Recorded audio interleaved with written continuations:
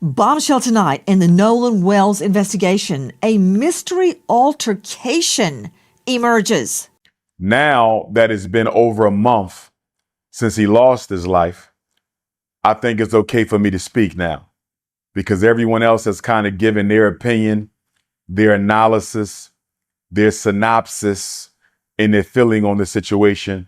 So I'm going to give mine. You know, obviously, before this happened, I would assume you're living a regular life, young guys being in college, having a typical experience. Then you lose your friend. 3 videos went out about the same death in the same week. The first says a fight may have happened on that island after the boat pulled away. The second says the young men on that boat had nothing to do with any of it, and that the people saying otherwise are about to be sued. The third says roughly 30 people know exactly what happened, and every single one of them is covering it up. They cannot all be right. 2 of them have to be wrong, possibly all 3. So this is not a video where I hand you a villain. This is the one where we take all 3 apart, piece by piece, and separate what is built on evidence from what is built on volume. Because underneath every theory, the same small set of facts refuses to move. An 18-year-old went to a barrier island on the 4th of July with a large group of people. He did not come home. He was found 2 days later. Nobody has been charged with anything. And into that silence, the internet has poured everything it has. Let us go through it properly. Before we touch a single theory, I want the ground under our feet to be solid, because almost nobody covering this case has bothered to lay it. Here is what all 3 videos agree on. Not what they conclude, what they agree on.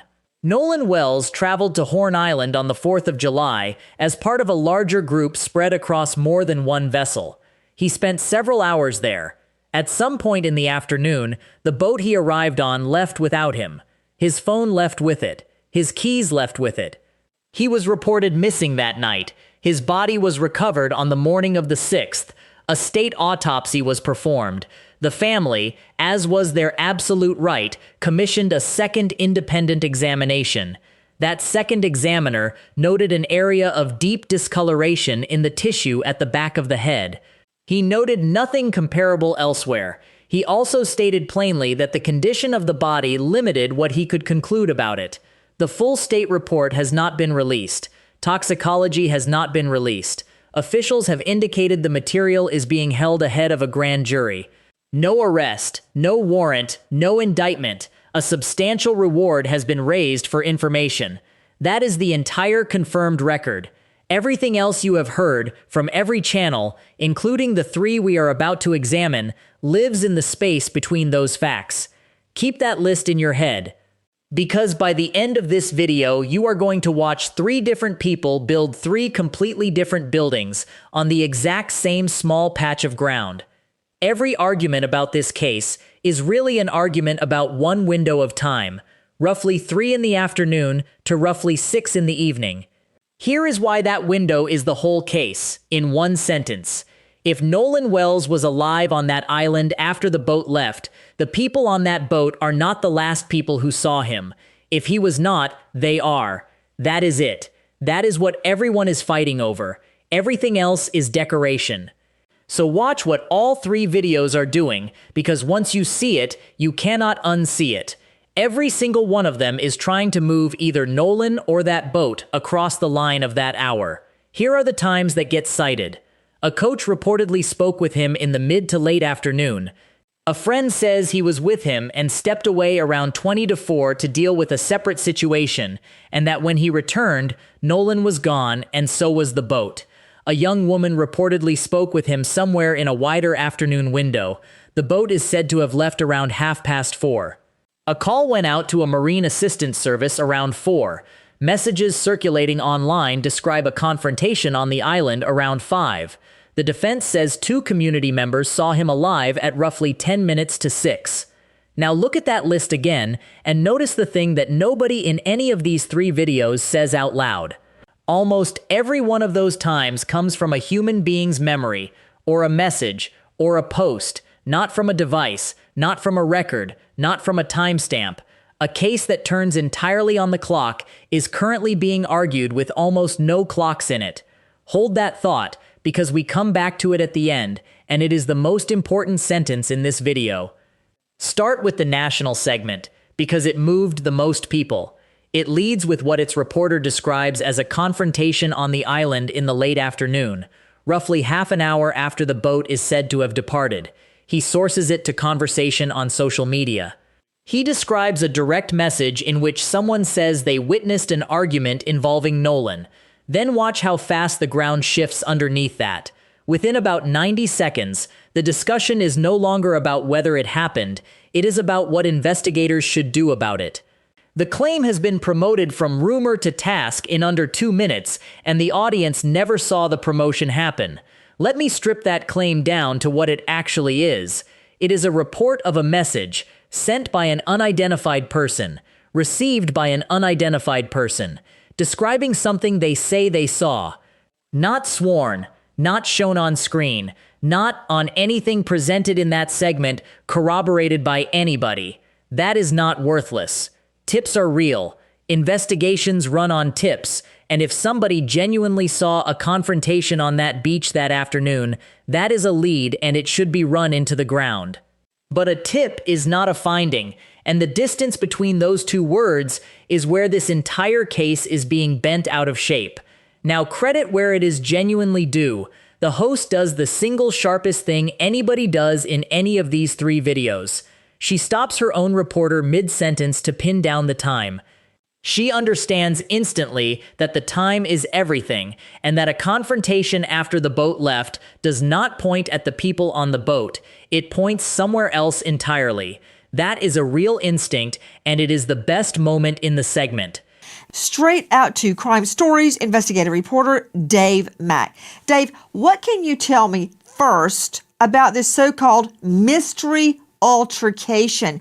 And this is not with the men that went to Horn Island on the boat. You know what? Let me just be clear. Crime Stories is not a symposium, a gathering place for a witch hunt. We want the truth about what happened to Nolan Wells. We are here to convict no one yet. And if evidence of a mystery altercation with other young men arises, we are pursuing it. Dave Mack, what do we know about some mystery altercation? We think after the Triton left Horn Island. Nancy, this is a mystery altercation that is being described through social media as something that took place around 5 p.m. that day. This is 30 minutes after the Triton already left. And in this particular account, a Bertram boat was seen leaving shortly afterward at a high rate of speed. Now, this social media conversation claims that a person, one of the passengers, pretty certain Nolan Wells, was part of a group that was, quote, almost fighting around 5 p.m. Bip, bip, bip, bip, bip. Whoa, wait. Hold on, Nellie. Did you say 5 p.m.? Yes. Okay. The reason I jumped in, Dave Mack, is because 5 p.m., if Nolan was seen in an altercation at 5 p.m. on Horn Island, that's after the Triton, had already left. Let's see the boat, control room. We're talking about the boat leaving Horn Island. That boat. Had that boat already left when this altercation occurred? Dave Mack, that's a yes, no. Yes. Listen. But the person said in the DM to another kid that is associated, not any of the kids that I interviewed to talk to, but that could be associated to some degree, that knew Nolan, that this person wrote a message saying, me and my husband saw you arguing with Nolan, and to the effect of you're going to spend the rest of your life in prison. Nolan and another person that he may have been in an argument with, to me, are people that need to be investigate it. Here is my problem with what happens next. If that message is reliable enough to build a broadcast on, then you have also just accepted that Nolan Wells was alive and on that island at 5 in the evening. You do not get to use a source to open a new door and then set it down the moment it starts closing another one. Either the source is credible or it is not. Pick. And that is the test I want you carrying for the rest of this video. Would you accept this claim if it pointed the other way? Most of what is circulating about this case fails that test in about 4 seconds. Now, the part of that segment that actually earns its airtime because two experts get into a real argument. The subject is the second autopsy. One expert makes the point that the independent examination noted no injuries to the hands or forearms of the kind you would expect if someone had been in a physical fight. Joe Scott Morgan joining me, professor of forensics, Jacksonville State University, author of Blood Beneath My Feet on Amazon, star of a hit series, Body Bags with Joseph Scott Morgan. He is a death investigator with over 10,000 death scenes under his belt, deaths of all genre. Joe Scott Morgan, let's refresh Cheryl McCollum's recollection. That's what you say in court when obviously the witness is gone off the rails. Your Honor, pause, Your Honor, objection. May I refresh the witness's recollection? In other words, get it together.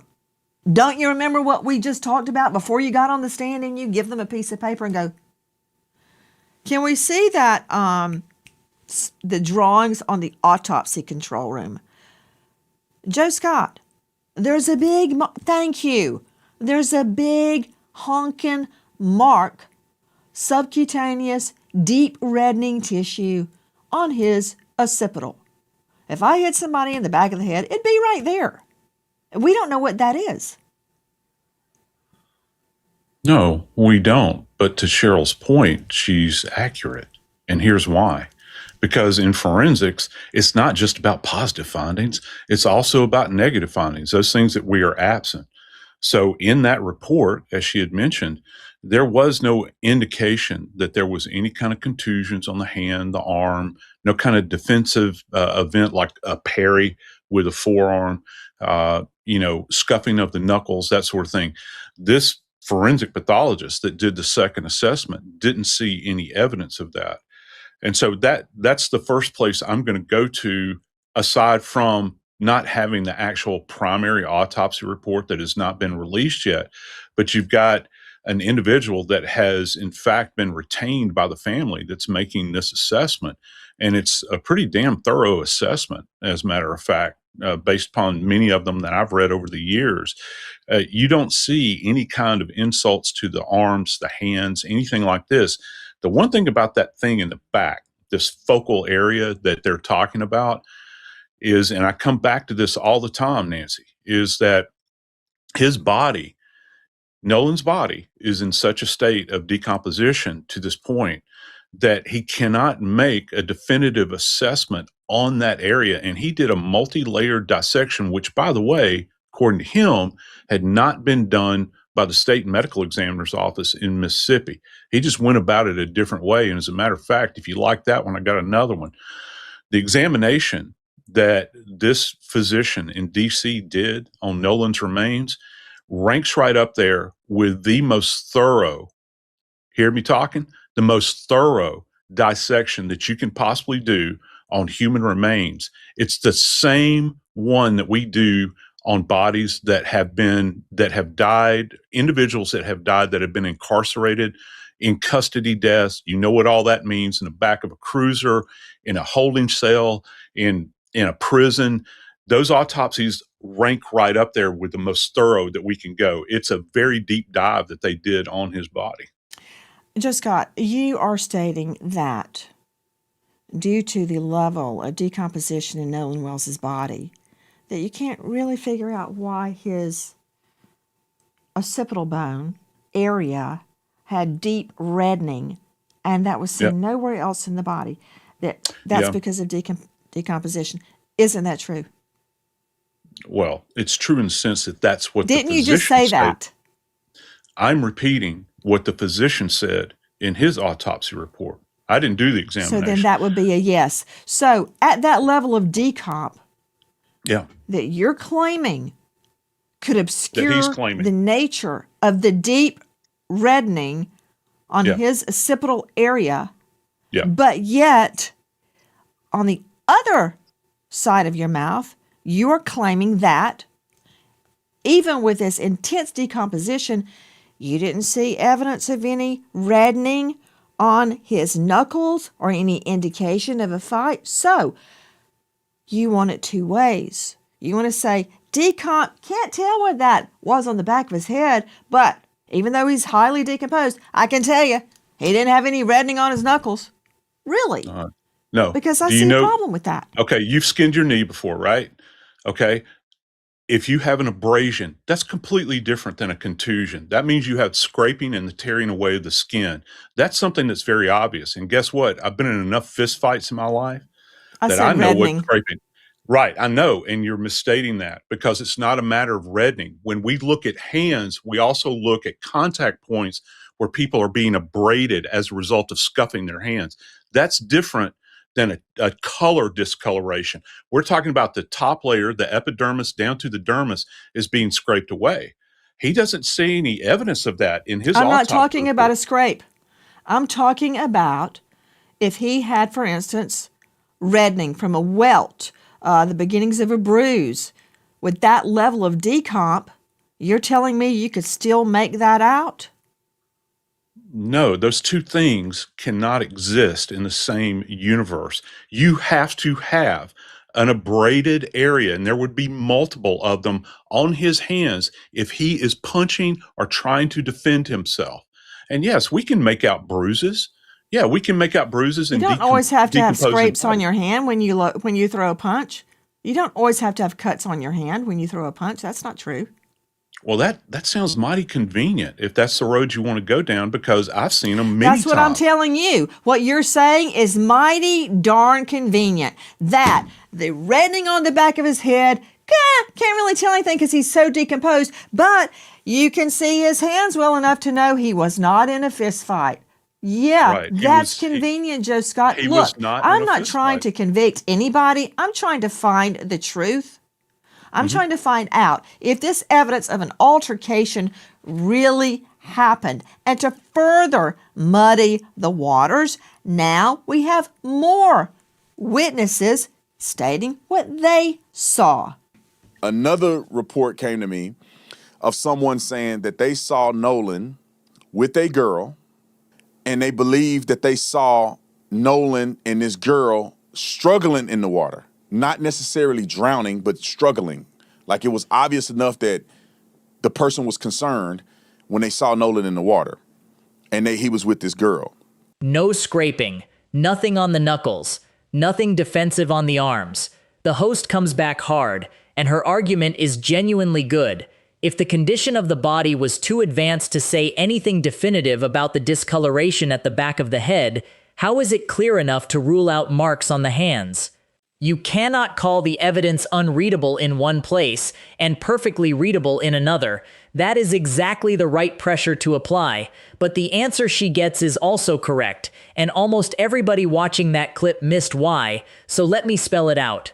The two findings are not the same kind of thing. A scrape is structural. Skin is physically removed. That absence stays identifiable even when a body is in poor condition, because you are looking for missing tissue, not for color. Bruising is color. It is discoloration within tissue, and color is the very first thing that becomes unreliable as a body deteriorates. So the position is not a contradiction. It is a distinction between what survives and what does not. That is why he did not back down, and he was right not to. Now here is what neither of them said, and it is the part that matters most. People fight without marking their hands constantly. Grappling leaves nothing. A shove leaves nothing. A single clean strike leaves nothing. The absence of injury to the hands does not establish that no confrontation occurred. It establishes only that no prolonged exchange of blows is evidenced. That is a much narrower statement than the one being carried around the internet. And the discoloration at the back of the head, the finding that half the theories in this case are built on, has ordinary possible explanations sitting right alongside every dramatic one. The examiner himself said the condition of the body limited what he could conclude.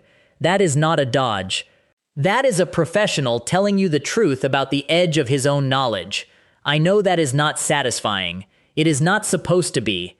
This is what honesty sounds like in a case that is still open, and if that is the version you want, you are in the right place. Subscribe, because the next section is where this gets genuinely uncomfortable. The second video is the 3 young men who were on that boat, sitting with their attorney, and before a word of it, I have to say something, because the tone here matters more than anywhere else in this video. These 3 have not been charged. No warrant, no indictment, nothing. Legally and on this channel, that means they are not suspects in any official sense. They are people who were present. I am aware that for some of you that is not the starting position you want. I understand why. I am holding it anyway, because the alternative is a channel that decides guilt by comment section, and that is not what this is. So what do they actually say? They describe the last several weeks. Threats online, being recognized in public, being approached in restaurants, friends of theirs, people with no connection to any of this, being confronted and threatened, family members receiving abuse. One of them describes constantly checking his surroundings when he leaves the house. Their attorney says his side deals only in facts, that nobody knows how Nolan Wells died, that his clients had nothing to do with it, and that defamation actions are coming for people who have made false statements. I think ever since it happened, my life just hit like a hole. Like even going out, we're always paranoid somebody's gonna see us, get spotted, try to beat us up potentially, or even worse. You just met these young men more recently. And are you confident that these young men had nothing to do with it?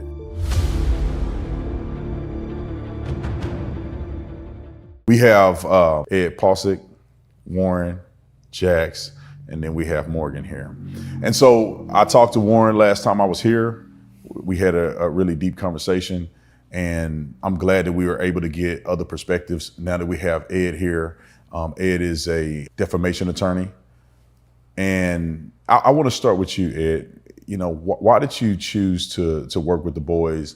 What is your plans? What do you expect to get out of working with them? What's your expectations when it comes to defamation? Well, I think an injustice in one place is an injustice everywhere. I hate lying. I care about the truth, but most of all, it's the actual people who are involved here. So first of all, I just want to say Tyler Cox really welcomed me here. My co-counsel, he's an incredible human being and he's an incredible attorney. And then after that, I had an opportunity to meet these incredible young men. And I just got to say, these guys are unbelievable. Warren, Jackson, Morgan, they're just beautiful people. They're really decent human beings. They're just great people. And that's why I'm here, because I want to help great people. And this is a very sad situation, but it's also a very human situation, and it's a tragedy. So you guys have, obviously before this happened, I would assume you're living a regular life, young guys being in college, having a typical experience. Then you lose your friend, Nolan. And after that, what has life been like for you guys? I think ever since it happened, my life just hit like a hole. It just stopped. And I mean, we just got to live day by day from now on. I could say definitely a whole flip upside down for our lives. It's even going out, we're always paranoid somebody's gonna see us, get spotted, try to beat us up potentially, or even worse. We're really just trying to stay low key and not go out as much or anything like that. Yeah. It's been hard because my friends and I are people.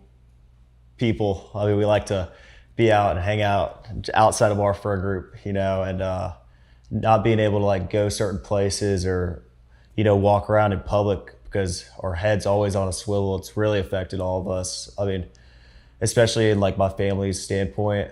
My my safety comes first. My friends and family safety come first too. And it's been really hard because I'm worried about like my family as well with me, and it's hard, but you know, we're just going day by day and just trying to get through every day, you know. Can you give me some examples of what has happened? Have you guys have had things happen online, threats online? Have you guys have any examples of people accosting you or anything like that? Oh yeah, we have had countless death threats online, been spotted.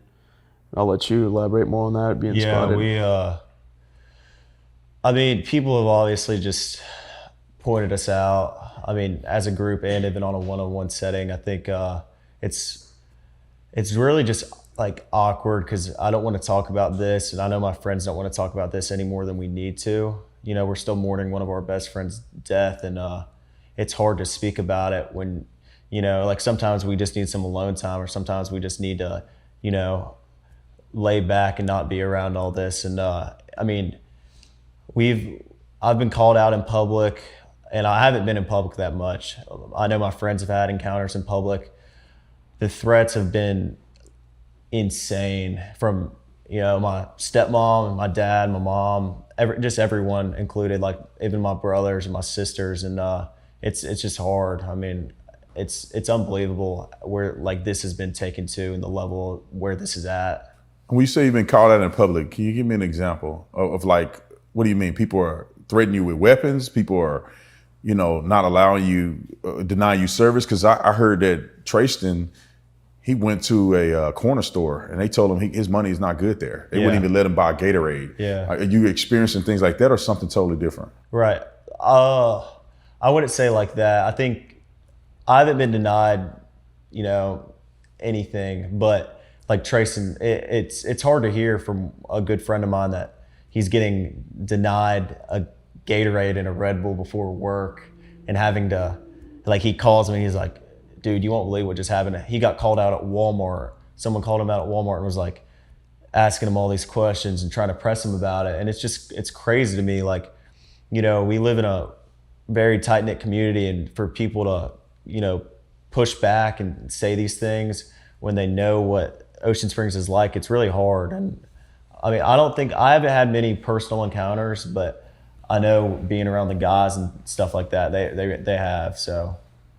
And Ed, as an attorney that's representing these boys, I mean, what does that make you feel like? You know, do you feel like you got a good case here, or, you know, what's your perspective in that? Because, you know, people are online and obviously they know who you are. Obviously they know you represented Donald Trump in some pretty high profile cases. And so now that you've joined, or at least now you work for the young men here, you hear them say things like they've been accosted, they've been, you know, threatened online. Does that make your case a greater case, or how do you work within what's happening to these young men? He puts the odds of their involvement at 0, not low, 0, with no decimal places. Let me be straight in both directions here. First, what I take seriously. Threatening people who have not been charged with a crime is wrong. That is not a gray area, and it does not require you to believe anything about their innocence.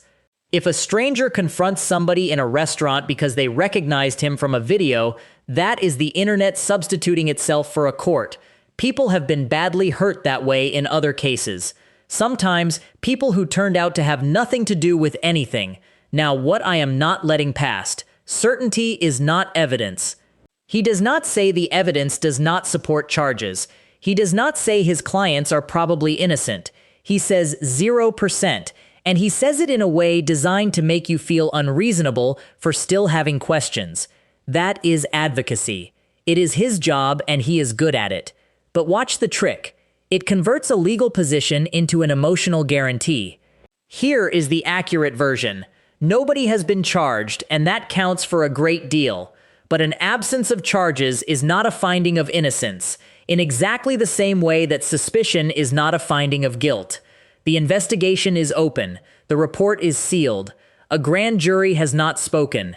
And here is what should unsettle everyone watching. Both sides of this case are doing precisely the same thing from opposite ends. Both are treating an unfinished record as though it already concluded in their favor. Now, the single most important claim in that entire second video, and almost every channel skated straight past it. The attorney says 2 members of the community saw Nolan Wells alive at around 10 minutes to 6 that evening, an hour and a half after the boat departed. He says they have known him for years.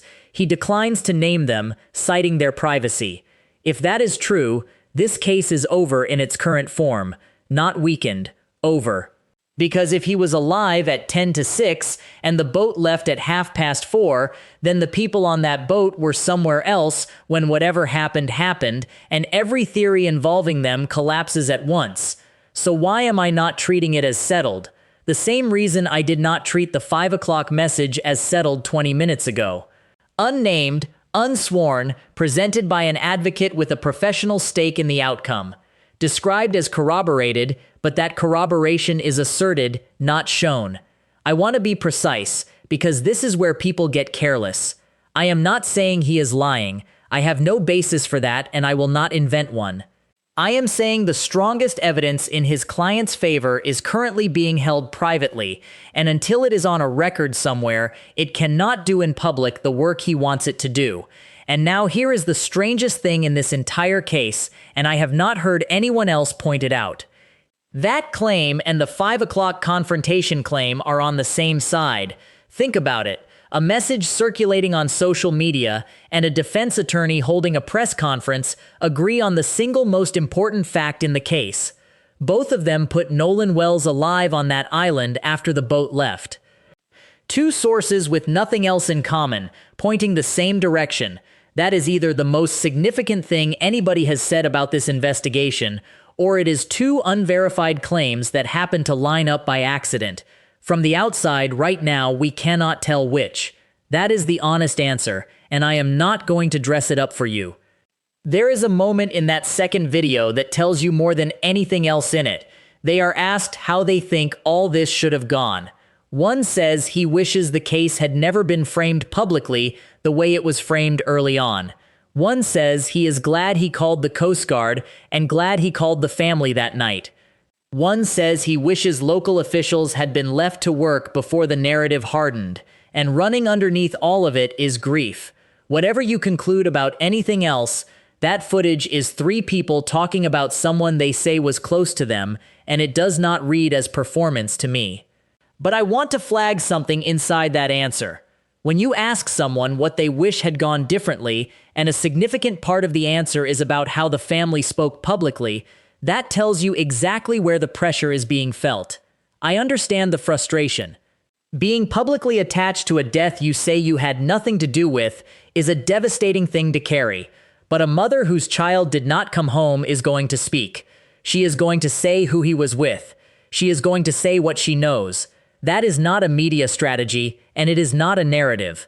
That is a parent in the worst hours of her life, reaching for anything at all, and at the moment she started speaking, she did not yet know her son was dead. You cannot ask a woman in that condition to be a communications professional. Nobody could do it.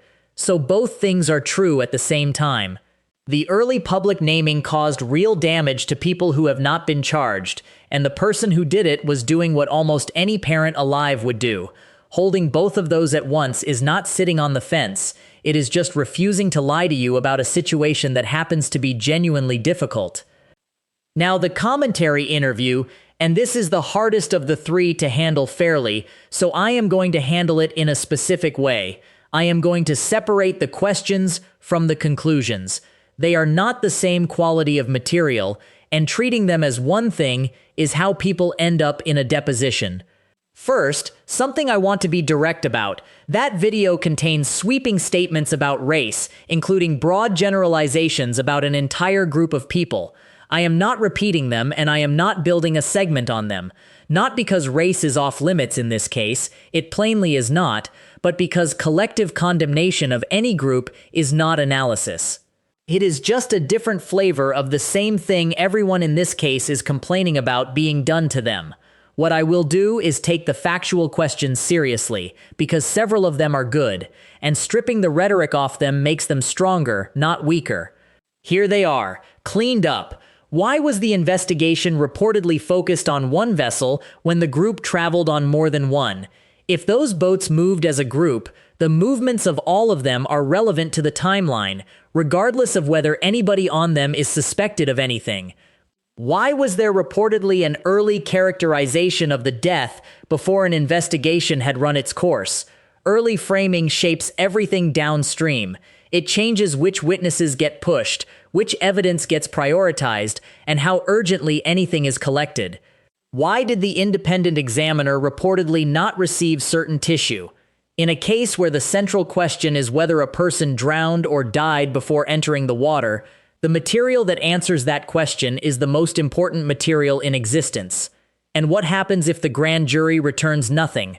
That is a genuine procedural question, and a family in this position deserves the answer in advance rather than as a surprise. 4 legitimate questions. If I were sitting on the family's legal team, those are on my list too, and I have no criticism whatsoever of anybody asking them. If that is the kind of breakdown you want on this case, the kind where the good parts of a bad video still get their due, subscribe now, because the next section is where I take the same video apart. The video moves from questions to verdicts, without stopping at evidence in between. I knew the white liberals on YouTube were going to run with it. I knew the white racists on YouTube were going to run with it. And everybody in between. It hurts my heart for Sister Christine, Nolan's mother, to have to see so many people using her son's name and crisis and tragedy for clickbait. And that's one of the biggest reasons, Art, I kind of stood back. It almost reminded me of the Freddie Gray police unaliving in Baltimore back during the Barack Obama era. When Freddie Gray lost his life to those police in Baltimore, everybody rushed to Baltimore. They did the same thing with Michael Brown in Ferguson, not because they necessarily cared about the tragedy, but because they wanted to benefit personally from it.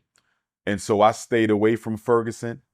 I stayed away from Baltimore, and I stayed away from the Nolan Wells situation for a while because I didn't want to look like so many other people who just jumped in to have something to say, to use that young man's loss of life for clickbait and views. Now that it's been over a month since he lost his life, I think it's okay for me to speak now because everyone else has kind of given their opinion, their analysis, their synopsis, and their feeling on the situation. So I'm going to give mine. First of all, Nolan Wells, Javon, and I want Javon to hear this, and I want any other black person who was on Devil Horns Island that day to hear this. And I want any black person who was celebrating the 4th of July to hear this. No black person, no black freedman, no black immigrant, no member of the black race at all should have been celebrating July 4th, 2026. No one should have been celebrating America's 250th solar return. And why? Because our ancestors were still enslaved on July 4th, 1776. So why are we on White Devil Horns Island anyway, celebrating George Washington and Thomas Jefferson and Alexander Hamilton and all these other white supremacists and slave masters? Why are we even celebrating them anyway? Nolan shouldn't have been out there. Javon shouldn't have been out there. No black person should have been celebrating the 4th of July, period. We would be enslaved for almost another century after America got her independence. So what are we celebrating for? To celebrate the 4th of July as an African is to celebrate the enslavement of your ancestors and the freedom of your slave masters. It makes no sense.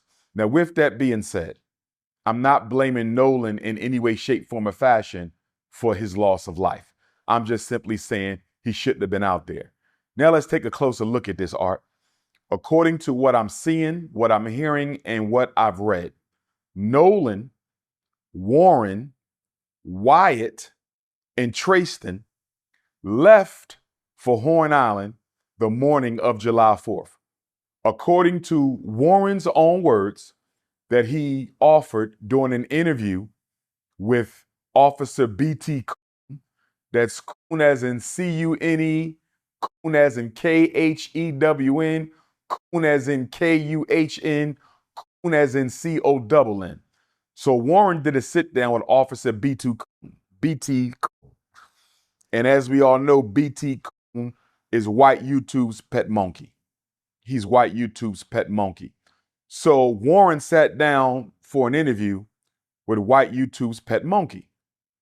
And he said that they left for Horns Island the morning of July the 4th, and that it was approximately 30 of them spread across 3 boats.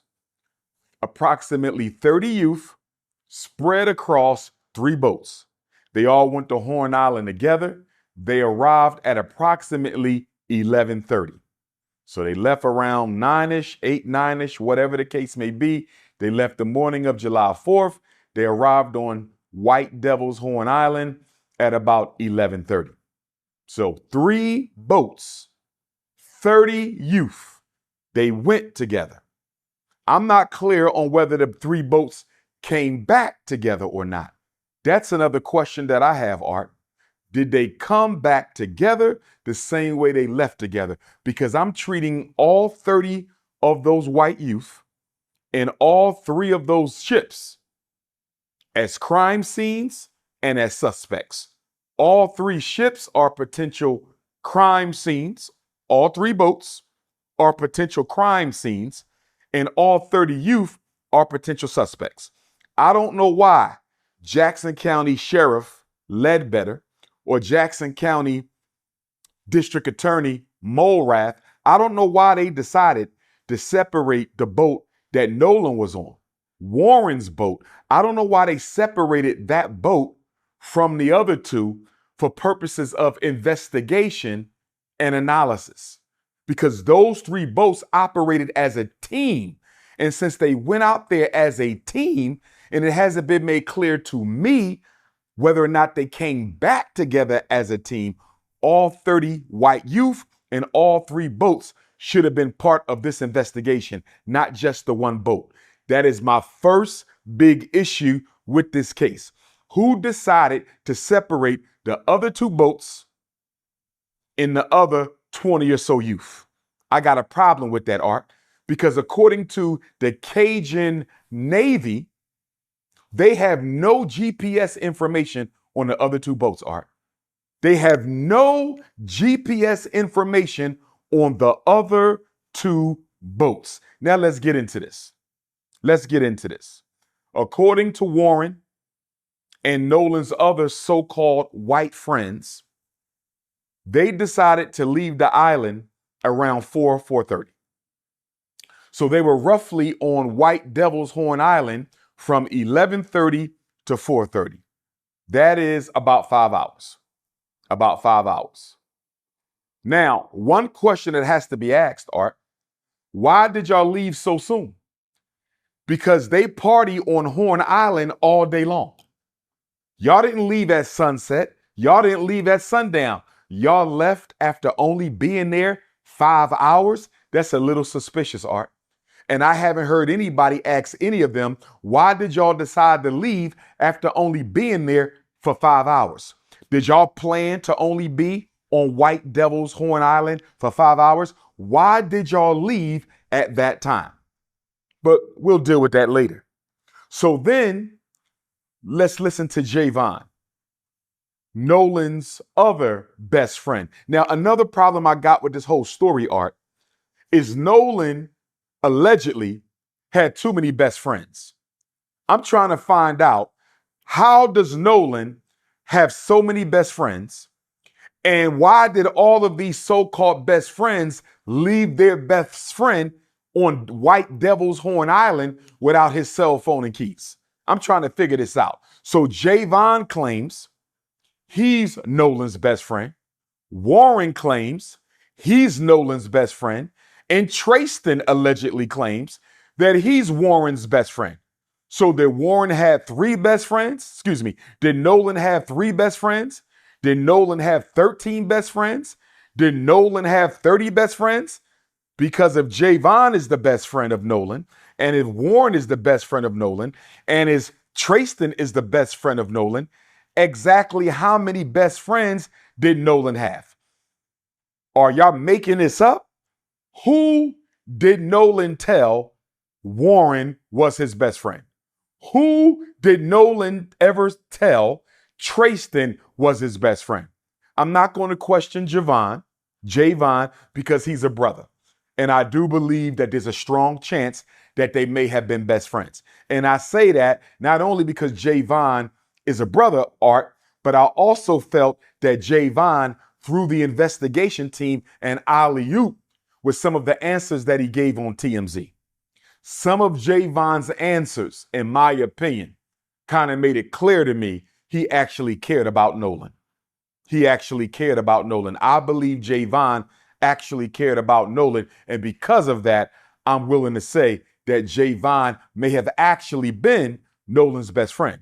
I wish somebody would have asked Javon, Art, to your knowledge, has Nolan ever called Warren his best friend? Has Nolan ever called Tristan his best friend? To your knowledge, Javon, has Nolan ever told you that Warren and Tristan were best friends of his? Because, Art, I'm having a problem with this three best friend narrative. Okay? I used to be 18 years old. You might have one best friend. You may have two. Don't get me wrong. If you all hang in a pack, you could have three best friends. But according to Javon's own words, Art, he didn't really hang around with them other guys too much. That's what I allegedly thought I heard him say. He didn't hang around with them guys too much. So if you got two or three or four best friends, you guys normally travel as a group. Javon seemed like he kind of spent most of his time with Nolan alone, just the two of them, not with Tristan and Warren. Although he knew them, it didn't appear that he hung out with them on the regular. So how could they all then be best friends? It's possible. I'm not saying it's not possible. I'm saying it's unlikely. So, according to Javon, Art, he saw Nolan at 3:40 on the island.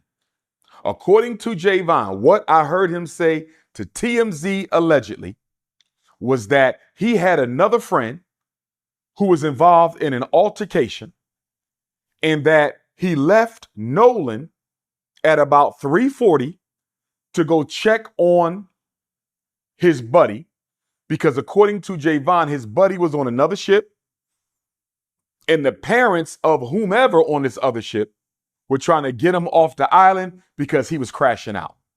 He never said who this friend was. He never exactly told us what happened. But he said, I left at 3:40 to go check on my friend on another boat because, quote unquote, well, these are not his words, I'm paraphrasing, he was kind of wilding out, crashing out, and he needed to help calm him down. I'm paraphrasing. He said when he got back, Nolan was nowhere to be found, and I'm paraphrasing. And Nolan's boat that he came on, Warren's boat, the so-called Big Daddy, the 22-foot Triton, had already left the scene. So according to Javon, I left Nolan at 3:40 to go deal with another situation. I came back, he was gone. According to Katie, the white girl who Nolan's white best friends are trying to use as an alibi in this situation. Okay, because they claim, and Warren said the same thing to Officer B.T. Coon when he spoke with him. They claim that Nolan told them, I'm going to hang back on this island and talk to Katie. You guys go ahead and I'll get back however I get back. Again, I'm paraphrasing. But guess what? We learned through Katie's sister that Katie said she has no knowledge of Nolan ever saying that. In fact, Katie said, Art, that Nolan told her, I got to get ready to head back to the boat because my friends are leaving soon. That don't sound like somebody who plans on staying, Art. Okay? According to her sister, Katie said Nolan told Katie, it's time for me to head back to the boat because my friends are going to be leaving soon. As far as I'm concerned, Art, Javon and Katie both threw us an alley-oop. Javon and Katie are throwing Sheriff Ledbetter of Jackson County an alley-oop because neither one of them are corroborating the story of Nolan's white friends on that boat. In fact, Javon said, this ain't adding up. Javon said, it's not like Nolan to say, you guys go ahead and leave me on this island and I'm just going to stay back to talk to this girl who I barely know. According to Javon, it don't make no sense. Javon ain't stupid, Art. That's his friend. He know damn well Nolan didn't tell them that he was going to stay back on that ship. And then Katie, I'm going to give a little bit of respect to Katie on this situation. Because as a white girl, Art, for her to come out and say that is not what happened, for her to come out and say that Nolan told me I got to get back to the boat because my friends are leaving, for her to say that, Art, that took a little bit of courage and honesty. That took a little bit of integrity. Now, don't get me wrong. I don't want to give her too much credit because she is trying to clear her name. What Katie is basically doing, Art, is she's saying, listen, y'all did whatever y'all did to Nolan, but you're not going to add me to the narrative. I'm not serving as nobody's alibi. I'm not helping nobody get out of this situation. You're not going to use me as a decoy, but I still appreciate Katie speaking up for Nolan, Art, because she didn't have to do it. Although she's trying to protect herself and stay out of the investigation,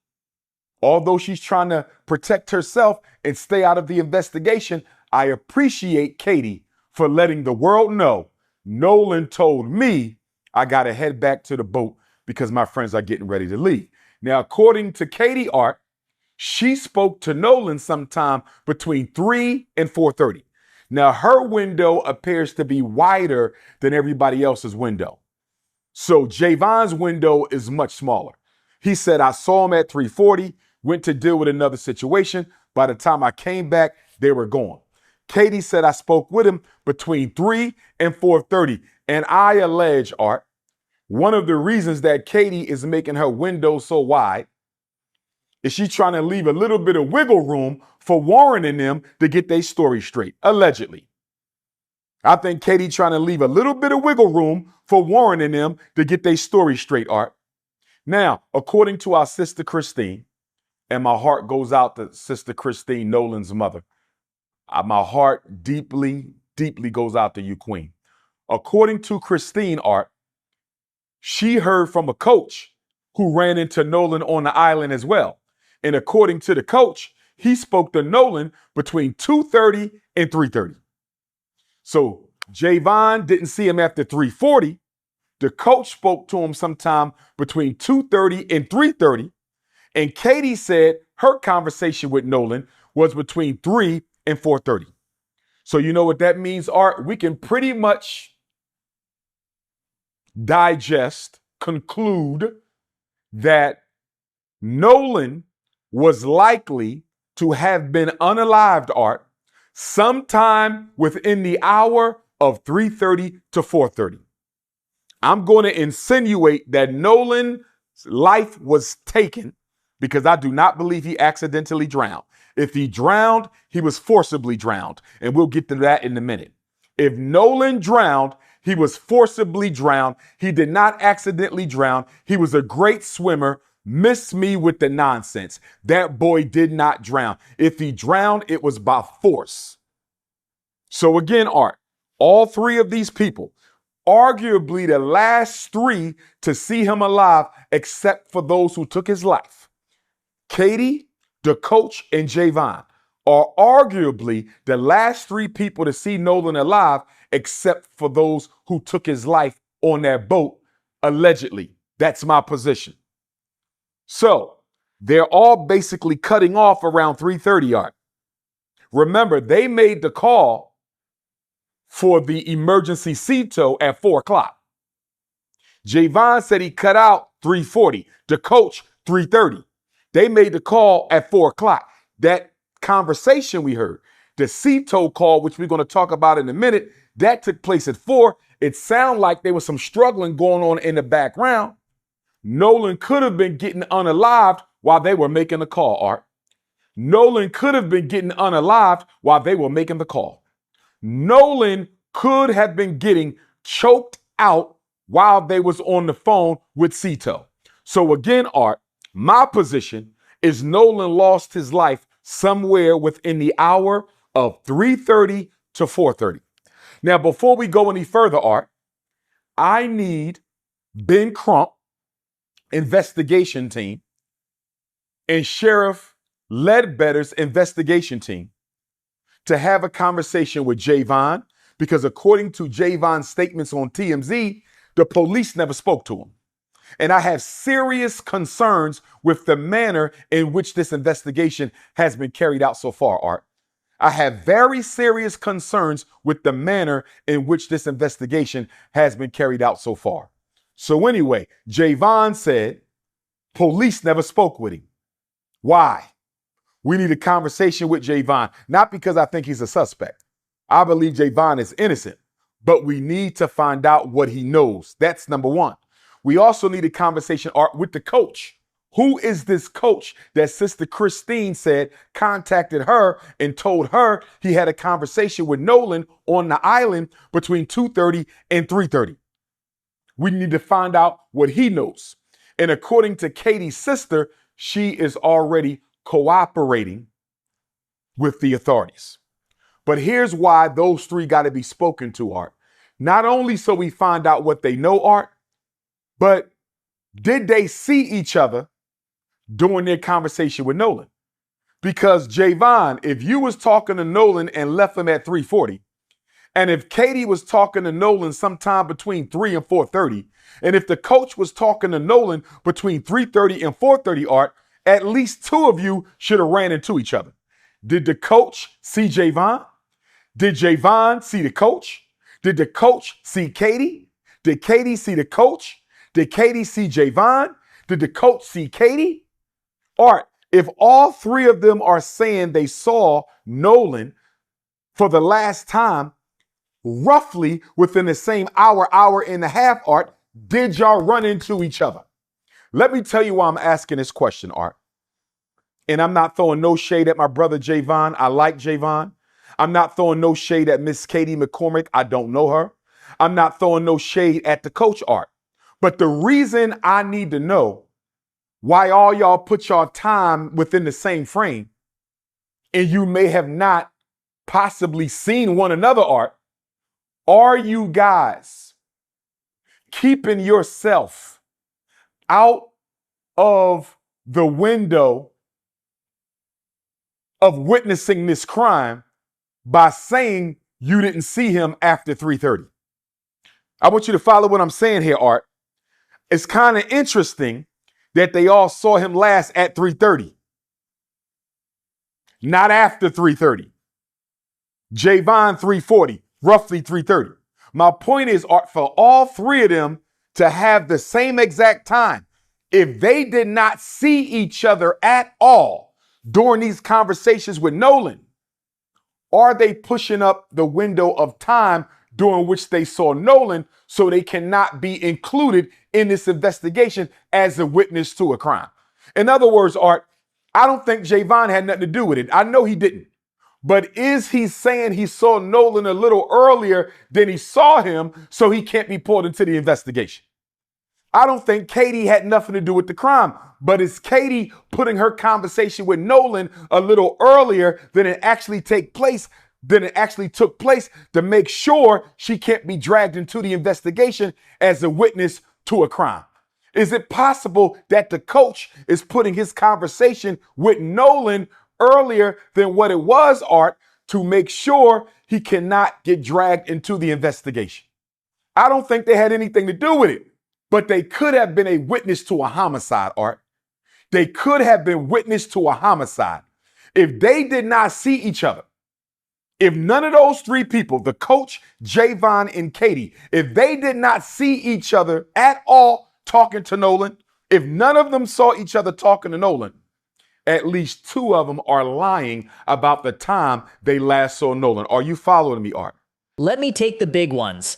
The claim that around 30 people know exactly what happened and are collectively covering it up. No evidence is presented for that. It is asserted, and look what it does structurally.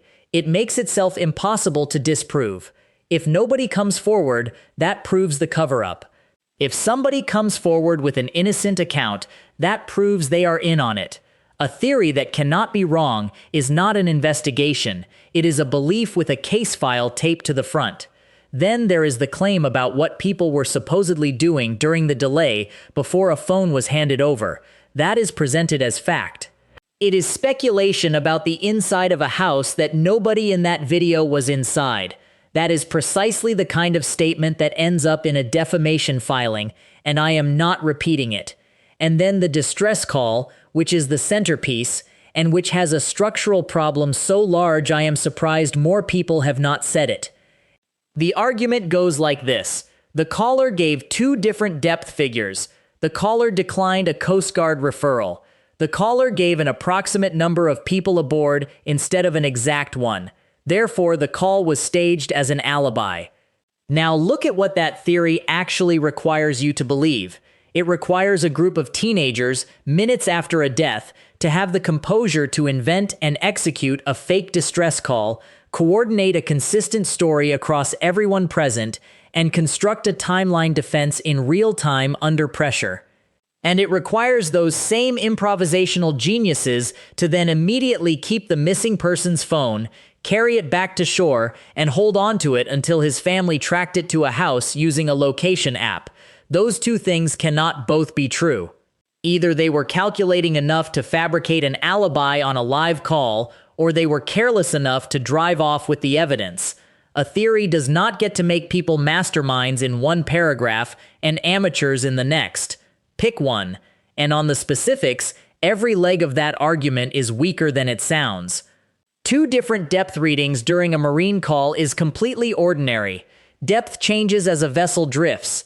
Panicked people misread instruments. That is not a tell, that is a Tuesday.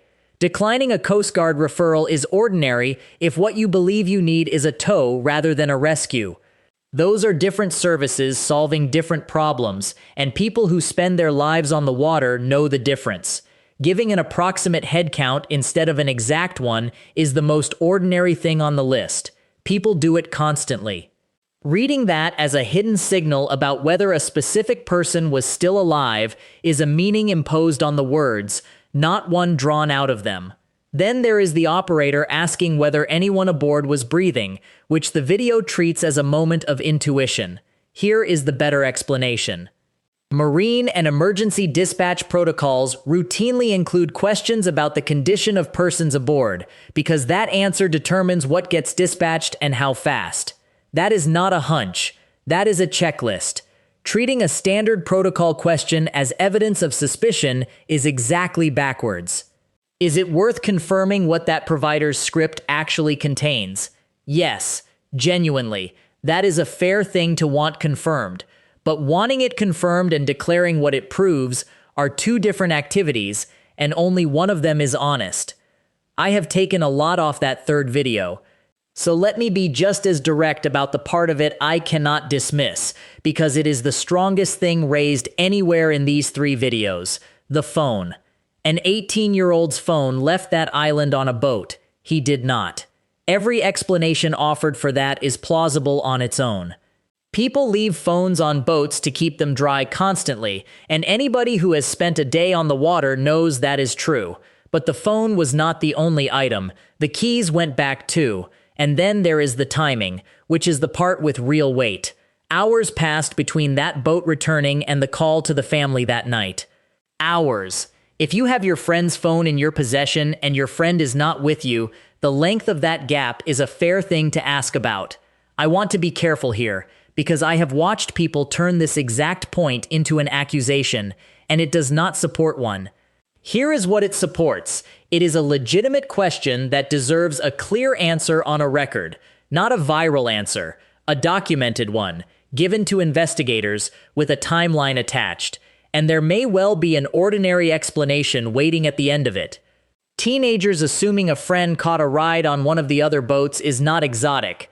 With a large group spread across multiple vessels, assuming somebody went back with somebody else is the most human thing in the world, and it happens on every busy holiday weekend on that coast. But a question with an ordinary possible answer still has to be answered, and right now the public does not have that answer in any detailed form. That is not a conspiracy. That is an open question. And open questions in a death investigation are supposed to make you uncomfortable. The other thing from that third video that I will not wave away is the question about the retained samples. Here is why it matters, in plain language. The central factual question in this case is whether Nolan Wells drowned, or whether something happened before he entered the water. That is the question. Every other question in this case is downstream of it. And the material that speaks most directly to that question is exactly the material the second examiner reportedly did not have. Now, before anybody builds a monument on that, here is the boring explanation, and the boring explanation is usually the right one. Retention is normal. Medical examiners routinely retain tissue for histology and toxicology. Those samples stay with the office doing that work. In an open investigation, that is standard practice, not a red flag. So the reasonable version of this concern is not that something was hidden. The reasonable version is this. Retention is normal, and so is being told clearly what was retained, why, what testing is being run, and when the results and the full report will be released. That is not an accusation, that is transparency. And the absence of it is what allows the worst possible theory to move in and fill the space. Understand what is actually happening here. Every day that record stays closed, the loudest voice in the room gets louder, and the family gets a little less able to control the story about their own child. Silence from officials is not neutral. It is an active ingredient. The third video raises real alarm about this, going to a grand jury with the report sealed until then.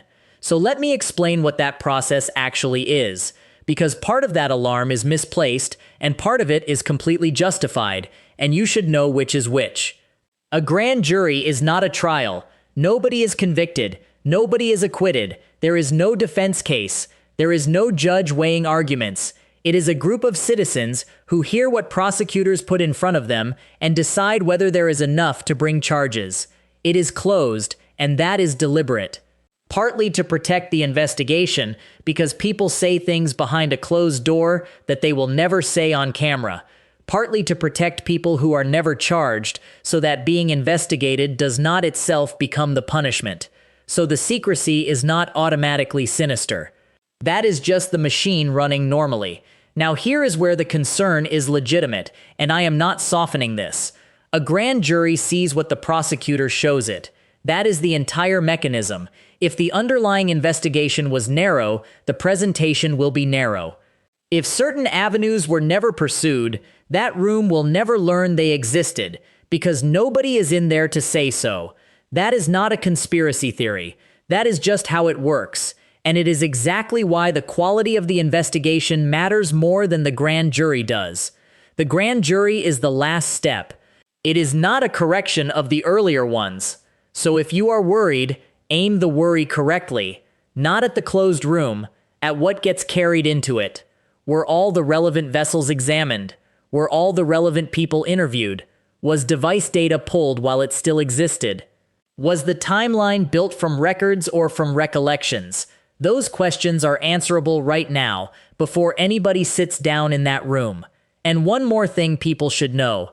If no charges come back, that is not automatically the end. A decision not to indict does not close a case the way an acquittal does. Evidence can be brought again if new evidence emerges. Federal authorities operate under separate authority. Civil actions run on an entirely different standard of proof, which is why families sometimes get answers in one courtroom that another one never produced. I am not promising you any of that. Cases do go cold. Families do get left with nothing, and pretending otherwise would be its own kind of cruelty. But the idea that one closed room is the final word is not accurate, and I would rather you understand the real machinery than be frightened by a version of it that does not exist. And I will say this plainly, a grieving family should not be learning how any of this works from commentary videos. Somebody official should be sitting with them, explaining the process, the timeline, and what was retained and why. If that is happening, good. If it is not, that is a failure that has nothing to do with anyone's guilt or innocence, and everything to do with basic decency. Step back and look at these 3 videos side by side. The first wears the clothes of journalism. Experts, a control room, a case file on screen. And it leads with an anonymous message as its central new development. The second wears the clothes of an interview, and it is a legal communications exercise run by an attorney with clients to protect, in which the single most important piece of evidence is described rather than produced. The third wears the clothes of analysis, and it travels from question to verdict without stopping for evidence, reaching conclusions about the private conduct of people it has never met. None of that makes them worthless. The forensic exchange in the first is genuinely useful. The reported sighting in the second could end this case tomorrow. The procedural questions in the third deserve official answers, but all 3 are doing the same fundamental thing, and now you can see it clearly. All 3 are converting an incomplete record into a complete story. That is the business. Complete stories get watched. Incomplete records do not. And the people in the middle of this pay for every completed story with their privacy and whatever peace they have left, including me. I am aware of the irony of saying that in a commentary video about commentary videos. The only difference I can offer you is that I will tell you where my information ends. In a case that is still open, that is the only honest product on the shelf. There is one thread running through all 3 of these videos that nobody connected, so let me do it. In the second, 3 young men described threats, public confrontations, and abuse aimed at their families. In the first and third, we hear that Nolan Wells' mother has faced threats, and that a complaint was reportedly filed against her professional license. Sit with that for a second. A woman who buried her child is defending her livelihood. Young men who have not been charged with anything are scanning restaurants before they sit down. Those are not 2 competing grievances that you have to rank. That is one single phenomenon. Thousands of people who know almost nothing about this case have decided they know enough to punish somebody. And here is the practical cost, which nobody thinks about. Witnesses watch this. People who might actually know something watch how the internet treats anyone connected to this case, and they decide it is not worth the risk. Every threat sent in the name of justice for Nolan Wells makes the truth about Nolan Wells harder to reach. Let me end somewhere useful, because criticizing other people's videos is not a service. 5 things would change what is actually known about this case. The full autopsy report and toxicology, released or presented. That is the foundation. Every argument raging right now is raging because that document is not public. Device and vessel data across all the boats, not one. Location records and timestamps do not have memories and they do not have motives. In a case where every time we have came out of somebody's mouth, the records are the only neutral witnesses available. And they degrade. Data gets overwritten. That window does not stay open forever. The reported sighting, on a record. If 2 people saw Nolan Wells alive at 10 to 6, that account needs to exist somewhere other than in a statement to a camera. Documented, given to investigators, dated. That one piece of information is worth more than every hour of commentary ever produced about this case, including this one, the origin of the confrontation report. Somebody sent that message. That person either saw something or did not. That is knowable, and it should be run down to the source. And a clear account of the hours between that boat returning and the call to the family that night. Those 5 things would settle most of what is currently being screamed about. None of them require a theory. All of them require the same thing, which is institutions doing their work and then telling people what they found. I do not know what happened to Nolan Wells. Neither does the host of that first video. Neither does that attorney, whatever certainty he performs. Neither does the man in the third video, whatever he believes he has assembled out of fragments. What we have is an 18-year-old who went to an island on a holiday and did not come back, a record that is still mostly sealed, and 3 narratives filling the silence at maximum volume. And I want to prepare you for something, because I would rather you hear it from me now than feel it as a betrayal later. The most likely outcome is an answer that satisfies nobody completely. Cases like this usually end that way. Deaths in open water rarely leave evidence clean enough to give anyone the certainty they came for. If that is where this lands, the question for every single person watching is whether you can accept an honest, uncertain answer, or whether you will go looking for a channel willing to hand you a confident false one. Those channels exist. They are easy to find. Some of them made the videos we just went through. Nolan Wells was 18 years old. He was somebody's son. He got on a boat on a holiday weekend like a million other people did that day, and he had no idea he was walking into a story that strangers would be arguing about months later. Whatever this becomes, that is what it started as, and he is owed an answer that is actually true, not one that performs well. If that is how you want these cases handled, careful, sourced, and honest about what is not known, subscribe. When that report is released, we go through it here line by line. Not the headline about it, the document itself. Take care of yourselves. And if you know something real about that afternoon, the people who need it are investigators, not comment sections.